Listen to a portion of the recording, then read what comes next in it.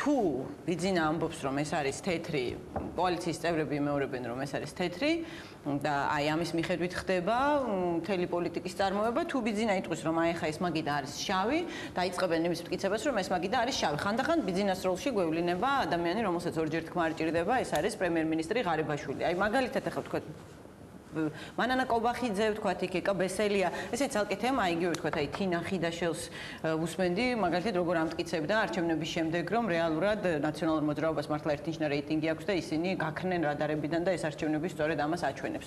ნუ ეს იგივე შეგვიძლია ვთქვათ ამ შემთხვევაშიც, როდესაც რეალურად ჩვენ მათ საზოგადოებას ქართულ ამომრჩეველს მათ დაარწმუნეს ისინი რომ ეს იქნებოდა კარგი პრეზიდენტი და საქართველოს ხალხმა მას ხმა მისცა და დღეს უფლებამოსილებს შიგნავენ მის უფლებამოსილებას და გარკვეულწილად შეურაცხყოფასაც აყენებენ, რომ ხელის მომკიდედ ხომ არ წამოვა პრეზიდენტი, რომელიც რეალურად საგარეო საქმეებში წარმომადგენელია, ხო, ქვეყნის.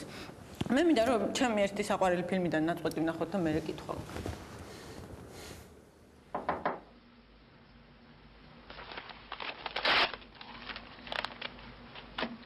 შემოდით.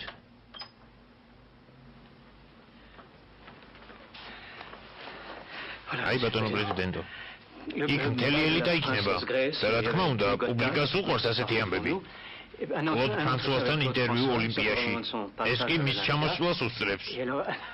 აი კიდევ ეს კი ნუდისტების ახალი კლუბი. ბატონო პრეზიდენტო, ის ახლა ხანს გაიხსნა პარიზში. მარტო დამწოვე. დიახ ბატონო პრეზიდენტო. ბლინაკ. დიახ ბატონო პრეზიდენტო. თქვენ გახალისებთ ეს ხორცის გამოფენა. ნუდიზმი სულ უფრო და უფრო პოპულარული ხდება. ეს კლუბი ყველაზე დახვეწილია. აცრის სტილის ინტერიერით და კლიენტურად შესაბამისი ყავთ. დასაცმელი გაიხადეთ. უკაცრავად? დასაცმელი გაიხადეთ. რედაქცია მოიარეთ შიშვად, ნახოთ როგორ გახალისდებიან თანამშრომლები. ბატონო პრეზიდენტო, მე გეუბნებით გაიხადეთ მეთქი.